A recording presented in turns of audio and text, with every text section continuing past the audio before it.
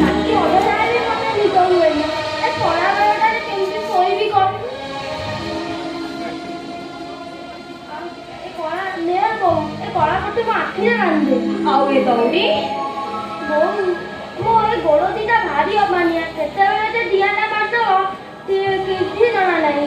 ଯଦି ସେ ଦିଆଟା ମାରିଦେଲା ଆମ ବାପା ଆମ ପାଖକୁ ଆଉ ଫେରି ଆସିବେନି। ଯଦି ମୋ ଆଉ ବାପା ଆମ ପାଖକୁ ନ ଆସିଲେ ତୁ ତ ସିନ୍ଦୁର ପିନ୍ଧା ବେଳେ କାନ୍ଦିବୁ ତ କାନ୍ଦିବୁ, ମୁଁ ସବୁଦିନ ପାଇଁ ବାପୁଆ ହୋଇପଡ଼ିବି।